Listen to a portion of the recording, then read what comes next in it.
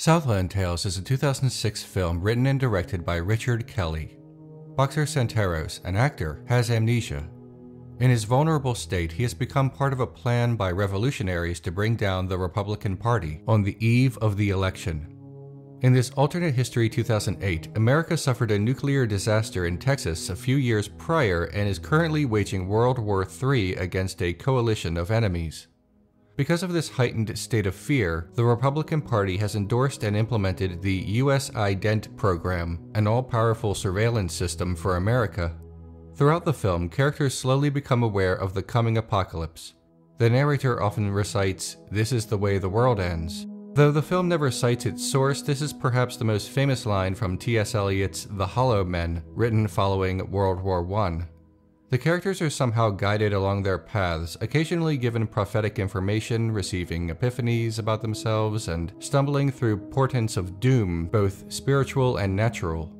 When Boxer is told that he traveled back in time to meet his past self, one version of himself, seeing himself for his own eyes, he committed suicide. Boxer replies with some bravado, declaring himself a pimp, and that pimps don't commit suicide. This bit of humor is not without some depth, though. I have discussed personal identity in previous episodes, but this time travel encounter provides some new insight. The question of personal identity is this: what does being the person that you are consist of? It's a broad question, but it's an important one because the correct answer to it determines what types of changes a person can undergo without ceasing to exist. Philosophers like Plato, Descartes, and indeed many of the world's religions solve personal identity through the soul. You are unique because your soul is unique. But if Boxer met another Boxer in a different time, would that not be evidence that unique personhood does not exist? We discover late in the film that Ronald Taverner and Roland Taverner are not twins. One of them has time traveled. A time traveler is not a clone or a twin. A time-traveling Ronald has just as much claim as being Ronald as the other he met. Let's say the old Ronald from Friday travels back in time to talk with his younger self on Monday. Are there two Ronalds or just one Ronald on Monday? Is there one person or two? Whatever your answer is, why? Your answer might tell you a lot about what you believe about personal identity. If there are two Ronalds, then one might argue for a physical explanation for identity, and if one argues that there still exists only one Ronald, then one might argue for a spiritual explanation for identity. Or the opposite may be true. From an outside observer on Monday, if someone were to witness this, Ronald might have two bodies and therefore be two people, but as we look back on our lives, there are versions of ourselves throughout history, different bodies just existing at different times, presently unavailable to interact. If time is not destroyed when we pass by it and continues to exist enough for us to travel back to it, then we always have duplicate bodies existing. Ronald always has more than one Ronald, at least from one perspective. Time, in philosophy, not physics, has three forms: eternalism, possibilism, and presentism. Presentism posits that only the now exists, no future or past. The character Krista Now embodies this philosophy. She insists, during this scene, that what matters is now, not any other time. Possibilism posits that both the present and past exist, much in the way that characters speak of recent history and what they are doing in the present as a consequence of the past. Eternalism posits that time is a fourth dimension, as real as space. All times, past, present, and future, are actual physical times that exist at all times in the same way points in space always exist. One is not more real than the other. The universe is a space-time block. A physicist typically views the universe much in the same way that an eternalist philosopher would. And indeed, Southland Tales views the universe that way too. Prophecies of the future suggest that the future is something tangible and not just theoretical, and the scientists in the film refer to time as the fourth dimension, just as an eternalist would. When Boxer travels back in time to meet himself, his personhood is explained away in the film as sharing a soul. So from the philosophical standpoint of Southland Tales, Boxer is always one person and time is eternal. Even when Ronald holds hands with the other Ronald and talks to himself, there is only one Ronald. However, there is a third option in existentialist thought. What if instead of there being two Ronalds or only one Ronald, there is no Ronald? 18th century Scottish philosopher David Hume helped popularize the idea that there exists no real you over time. None of you persists, whether you are existing in a fixed time or meeting yourself in a bizarre science fiction scenario. To Hume and some other philosophers, the solution to whether you are your memories or your body or your soul is that you are not any of those things. From his book, A Treatise on Human Nature, he once wrote, "If any impression gives rise to the idea of self, that impression must continue invariably the same through the whole course of our lives, since self is supposed to exist after that manner. But there is no impression constant and invariable. Pain and pleasure, grief and joy, passions and sensations succeed each other, and never all exist at the same time. It cannot therefore be from any of these impressions or from any other that the idea of self is derived, and consequently there is no such idea." It's perhaps best explained this way. This is a circle, and inside this circle is everything that you consider you. Impressions, emotions, stimuli, and more private things like your memories, your name, and your beliefs, and lots of other things. Okay, but now imagine that all of the things inside the circle exist, but the circle does not. What you consider yourself, according to Hume, is just these floating ideas and concepts. What we call the self is shorthand for what's in the circle, because it's the quickest way to explain a person, but there is no circle to keep it together. No self. Hume argued that our concept of self is caused by our natural inclination of attributing unified existence to any collection of associated parts.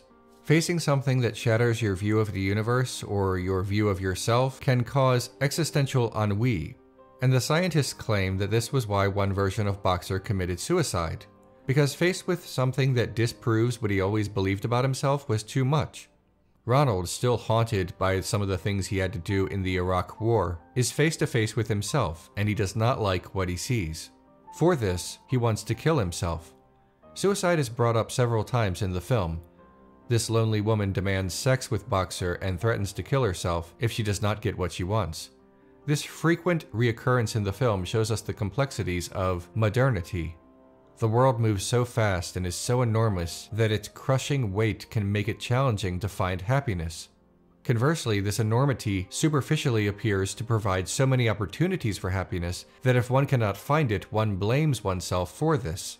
Because if a world with such wonders cannot provide for meaning, then people will turn that introspection on themselves. Southland Tales shows the modern world, particularly America, as a blur of consumer entertainment and obedience to authority, enough to cripple individual identity. Celebrities are figures in their own cults of personality. Krista now has her own perfume, talk show, movie, and energy drink, all with her name and/or face on them. We, the audience, laugh along at the black comedy of this, but it's really no different than celebrity worship and celebrity brands in 2017. In the film, we see an America transformed by a nuclear disaster in Texas and the onset of World War III. One of the countries against America is shown as Syria. In 2006, when the film premiered, America in the real world was not involved in a military conflict in Syria, but a few short years later, we are. The film also predicted the extension and reauthorization of the Patriot Act, which allowed greater flexibility in government surveillance. In 2015, parts of the act expired, but the expired sections were applied into a new law called the USA Freedom Act, which extends until 2019. If everyone is watching, identity is not what it once was. If everyone is watching, everything becomes performative. Are we behaving because we are being watched, or are we behaving because we are good? These are modern issues, but introspection about ourselves and our own happiness is actually not a new concept. Ancient philosopher Hegesias once said, "Complete happiness cannot possibly exist, for that the body is full of many sensations and that the mind sympathizes with the body and is troubled when that is troubled, and also that fortune prevents many things which we cherished in anticipation. So for all of these reasons, perfect happiness eludes our grasp." He was one of the earliest philosophers to actually make a case in favor of suicide, declaring that happiness is impossible to achieve. If modernity can be a cause of such feelings, perhaps modern philosophy can also be the cure. 20th century author and philosopher Albert Camus considered suicide the fundamental issue for moral philosophy. When faced with a universe that does not contain order or meaning, some claim that life may not be worth living. However, meaning and order to Camus were not prerequisites for existence. He believed that the only courageous and morally valid response to an absurd universe is to continue living, famously stating that suicide is not an option. And for the characters in Southland tales, it is not. Boxer discovers that the body he sees is of himself, but he did not commit suicide. Whatever else he may or may not remember about himself following his amnesia, he knows that is not in his character. He dies at the end, but this is not so much suicide as it is sacrifice, a less than subtle reference to himself as a Christ figure, as his tattoo of Jesus bleeds through his shirt. Ronald, holding hands with himself, considers suicide but is talked out of it. He forgives himself for what he did because nobody else could. In this unique position of being able to talk to himself, he finds peace. Does the world truly end as the film concludes? If it did, Ronald would not be so intent on saving himself. There is a reason this cataclysm is happening on election night. The world does not end. The old world does, much as how Eliot's The Hollow Men was about how the world changed following the war. As the film closes, Ronald's eyes turn two different colors.